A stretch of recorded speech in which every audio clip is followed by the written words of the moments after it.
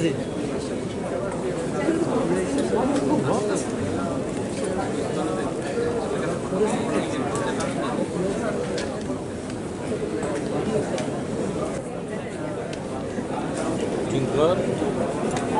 একটু সাইডে যান।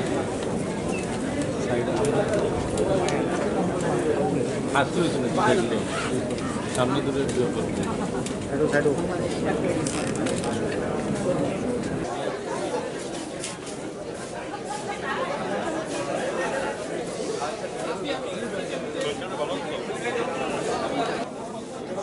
যেটা রাজ্য রাজনীতির অন্দরে যেটা শোনা যাচ্ছে যে এখনো পর্যন্ত মন্ত্রীদের ঠিক করা হয়নি, কারণ তাদের মধ্যেই একটা বিক্ষোভ দেখা দিয়েছে তাদের মধ্যে।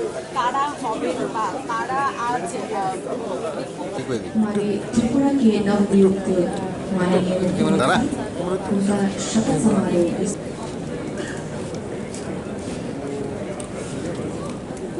পেঁচে দিতে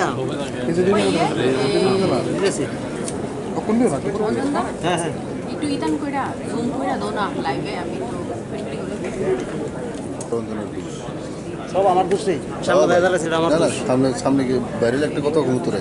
মুখ খারাপ করে বলুন। না না, মুখ খারাপ ঠিক করতে বাইরে গেলে একটা সুন্দর কথা কমতো রে। মুখ খারাপ করে বলুন।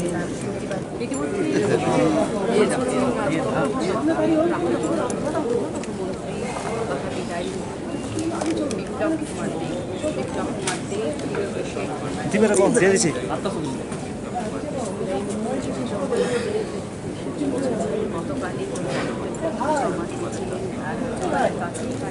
নামা নামা নজর কাড়ার বিষয় এখনো পর্যন্ত কিন্তু যারা মন্ত্রিসভার সদস্য ছিলেন তারা কিন্তু এখনো পর্যন্ত অনেকেই রাজভবন চত্বরে কিন্তু আসেননি।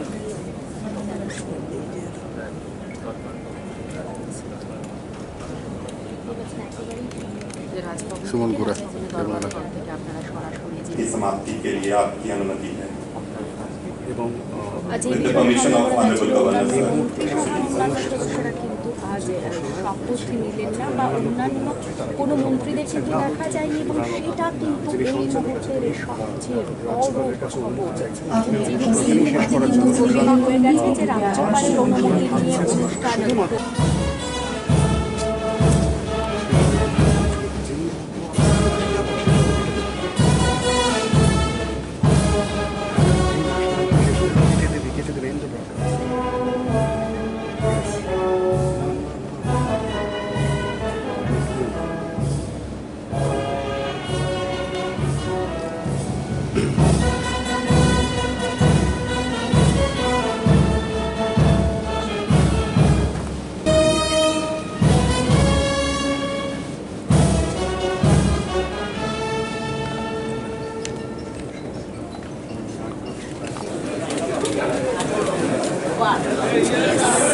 माननीय राज्यपाल महोदय, अब आप मनोनीत मुख्यमंत्री को कार्यालय तथा गोपनीयता की शपथ दिलाने की कृपा करें।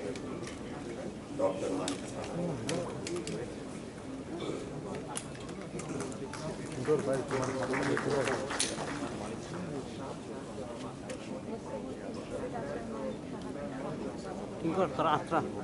ভগবানের নামে দৃঢ় বিশ্বাসের সহিত শপথ করিতেছি যে আইনত প্রতিষ্ঠিত ভারতীয় সংবিধানের প্রতি দৃঢ় বিশ্বাস ও আনুগত্য রক্ষা করিব। আমি ভারতের সার্বভৌমত্ব ও অখণ্ডতা রক্ষা করিব।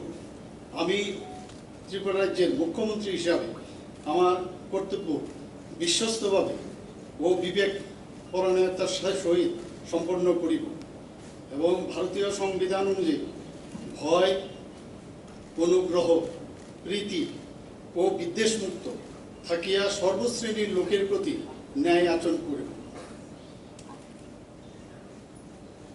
আমি শ্রী মানিক সাহা ভগবানের নামে দৃঢ় বিশ্বাসের সহিত শপথ করিতেছি যে ত্রিপুরা রাজ্যের মুখ্যমন্ত্রী হিসাবে আমার নিকট যে বিষয় বিবেচনার জন্য উপস্থাপিত করা হইবে অথবা আমার জ্ঞাতসারে আসিবে তাহা মুখ্যমন্ত্রীর কার্য নির্বাহের জন্য ব্যতীত প্রত্যক্ষ বা পরোক্ষভাবে কোনো ব্যক্তিবিশেষ বা ব্যক্তিবর্গের নিকট বলিব না বা প্রকাশ করিব না।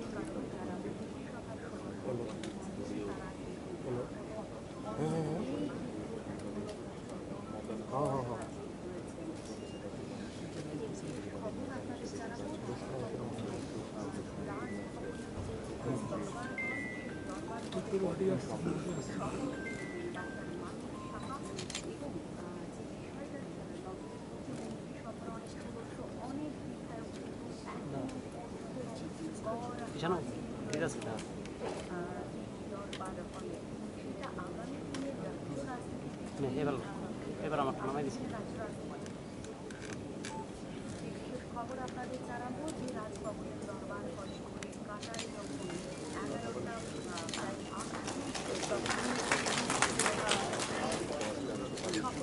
পাঠ করে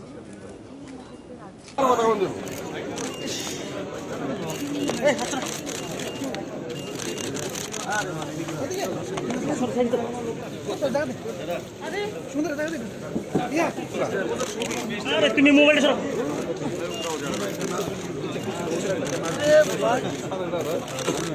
কতটা খুশি আপনি মানিকবাবু ঘুরে ঘুরে মানিকবাবু কতটা খুশি আপনি আজকে মানিকবাবু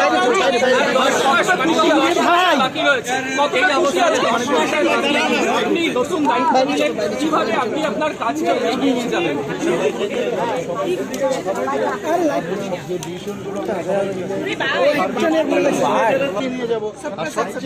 সবচেয়ে বড় শৃঙ্খলাকে সুদৃঢ়ভাবে সেটা যেন ঠিক থাকে সেই চেষ্টা করে। বলছি কতগুলো অপ্রিয় বিষয় ঘটে গেছে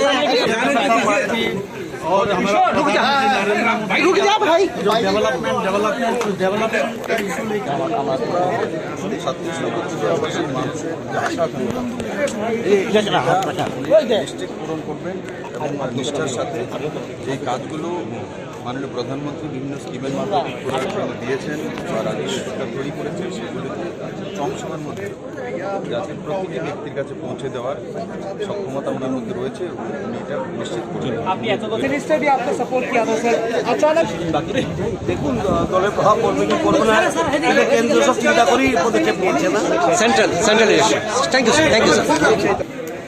মন্ত্রিসভা কবে নাগাদ গঠন হতে পারে? মুখ্যমন্ত্রী প্রেরোগেটিভ, নতুন মুখকে আমরা পেতে পারি মন্ত্রিসভায়? 100% মুখ্যমন্ত্রী প্রেরোগেটিভ। আচ্ছা, এবং যারা আইনমন্ত্রী এসেছেন দিল্লি থেকে ওনারা বলতে পারবেন। ক্ষোভ বিক্ষোভ কি আপনার মধ্যে রয়েছে মুখ্যমন্ত্রীকে নিয়ে? একদম আমরা পার্টির সৈনিক, কষ্ট বিপ্লববাবু সরে যাওয়াতে, কিন্তু পার্টির সিদ্ধান্তের প্রতি কিন্তু আমরা কি মনে হয় হঠাৎ এই সিদ্ধান্তটা কেন? পার্টির সিদ্ধান্তের প্রতি কিন্তু আমরা 100% আমরা মান্যতা দিই। হঠাৎ এই সিদ্ধান্তটা কেন হলো? মানে পার্টি এই সিদ্ধান্তটা কেন নিল? মুখ্যমন্ত্রীকে কেন পরিবর্তন করতে হলো 4 বছরের দিল্লি মধ্যে? থেকে 4 জন লিডার আছে, ওনাদেরকে জিজ্ঞেস করি। প্রাক্তন মুখ্যমন্ত্রী তো আশা পূরণ করেছে, নতুন মুখ্যমন্ত্রী কি একইভাবে আশা পূরণ করবে বলে আশাবাদী? আশার কি কোনো শেষ আছে দিদিমণি? হ্যাঁ, আশার তো কোনো শেষ নাই, এন্ডিং নাই, চলবে চলতে থাকবে। দেশে নির্বাচনে কোনো প্রভাব ফেলবে না? না না না, আরে 50টা আসন নিয়ে বিজেপি ক্ষমতা আসবে, নাথিং টু বি ওরিড। ঠিক আছে, সঙ্গে যুক্ত রাজ্য রাজনীতির চাণক্য বলে আপনি পরিচিত, এই সিদ্ধান্ত, এই পদক্ষেপ আপনার ব্যক্তিগত অভিমত? এটা দেখুন, দলের ভারতীয় জনতা পার্টি যারা নির্বাচিত এবং পৃথিবীর সর্ববৃহৎ রাজনৈতিক দল বর্তমানে ভারতীয় জনতা পার্টি। তো ভারতীয় জনতা পার্টির যারা নেতৃত্ব, যেহেতু সর্ববৃহৎ দল পৃথিবীতে, তারা যারা নেতৃত্বে রয়েছে তারা অনেক চিন্তন মন্থন করেই কিন্তু সিদ্ধান্ত গ্রহণ করে এবং প্ল্যান এ এবং প্ল্যান বি তাদের মাথায় রয়েছে। আপনারা জানেন বর্তমান মানে যিনি আজকের আগ পর্যন্ত যিনি মুখ্যমন্ত্রী ছিলেন, উনি 4 বছরে রাজ্যকে একটা ভালো জায়গায় পৌঁছিয়েছেন। বিশেষ করে মানুষের ন্যূনতম মৌলিক চাহিদা, আমরা যখন বিরোধী দলে ছিলাম তখন বলতাম আমাদের উন্নয়নটা সবার আগে দরকার, অন্ন, বস্ত্র, বাসস্থান, শিক্ষা, পানীয় জল, বিদ্যুৎ, এই স্বাস্থ্য, এই যে জিনিসগুলি, এই ন্যূনতম মৌলিক চাহিদাগুলি কিন্তু উনি পূরণ করতে প্রায় শেষ করে এসেছেন। তো এখানে গ্র্যান্ড সাকসেস ওনাকে বলবো। এখন ওনার এই সাকসেসে দেশের নেতৃত্ব, ভারতীয় জনতা পার্টির নেতৃত্ব ভাবছে ওনাকে আরো কোনো গুরুত্বপূর্ণ দায়িত্ব দিয়ে কিভাবে কি করা যায়, এবং সেই জায়গায় যেখানে কিভাবে রাজ্যে তো বিজেপি, ভারতীয় জনতা পার্টি 23-এর নির্বাচনে আরো বেশি সংখ্যক আসন নিয়ে আসবে, এর মধ্যে কোনো সন্দেহ নেই। সুতরাং ওনাকে আরো কিভাবে অন্য জায়গায় সেট করা যায় এটা চিন্তা ভাবনা করছে বলে আমাদের অনুমান। আগেই বলছি যে ভারতীয় জনতা পার্টি যারা নেতৃত্ব দিচ্ছেন, যেহেতু যে নেতৃত্বে মোদিজির মতো লোক রয়েছে, অমিত শাহর মতো লোক রয়েছে, নাড্ডাজির মতো লোক রয়েছে, সারা বিশ্বে বৃহত্তম পার্টি, তারা অনেক চিন্তা ভাবনা করে, মন্থন করে, চিন্তন করে সিদ্ধান্ত গ্রহণ করে। দলীয় সিদ্ধান্ত, দলীয় নেতারা যা সিদ্ধান্ত নেবে তাতে আমরা খুশি। কারণ আমাদের দলীয় নেতৃত্ব যারা পৃথিবীতে সবচেয়ে শ্রেষ্ঠ রাজনীতিবিদ, যারা মোদিজি, অমিত শাহ, নাড্ডাজি, তারা হলো পৃথিবীর সর্বশ্রেষ্ঠ রাজনৈতিক নেতৃত্ব। ওনারা চিন্তন মন্থন করে সিদ্ধান্ত গ্রহণ করে। এই জন্য আমরা বুঝেছি যে আমাদের আগামী দিনে ভালোই হবে, এবং বিপ্লবজি যে কাজ অসম্পূর্ণ রেখে গেছেন সেই কাজটা মানিকবাবুর নেতৃত্বে, মানিক শাহর নেতৃত্বে সেই কাজটা পূর্ণ হবে, এটা আমার বিশ্বাস। এবং মন্ত্রিসভা, নতুন মন্ত্রিসভা গঠন করে মন্ত্রীদের সাথে আলোচনা ক্রমে, এমএলএদের সাথে আলোচনা করে, দলীয় নেতৃত্বের সাথে আলোচনা করে, এবং যিনি আজকে থেকে প্রাক্তন হল ওনার সাথে আলোচনা করে সব সিদ্ধান্ত নেবেন বলে আমাদের বিশ্বাস। আজকে অনেককে দেখা যায়নি এখানে, কাকে দেখা যায়নি? অনেক নাম বলুন। দেখলেন, এমন কোনো কোশ্চেন করবেন না তার মানে অ্যাসেস করেনি, কেউ বোধহয় কানে বলে দিয়েছে। জিষ্ণুবাবুকে দেখেননি, রামপ্রসাদ বাবুকে দেখেননি, এনসি দেববর্মাকে দেখেননি, মেবার জমাতিয়াকে দেখেননি, রতননাথকে দেখেননি, প্রাণজিৎ সিংহ রায়কে দেখেননি, রতন চক্রবর্তীকে দেখেননি, সুরজিৎ দত্তকে দেখেননি, শঙ্কর রায়কে দেখেননি, বিশ্ববন্ধু সেনকে দেখেননি। কাকে দেখেননি বলো তো? একটা নাম অন্তত বলুন।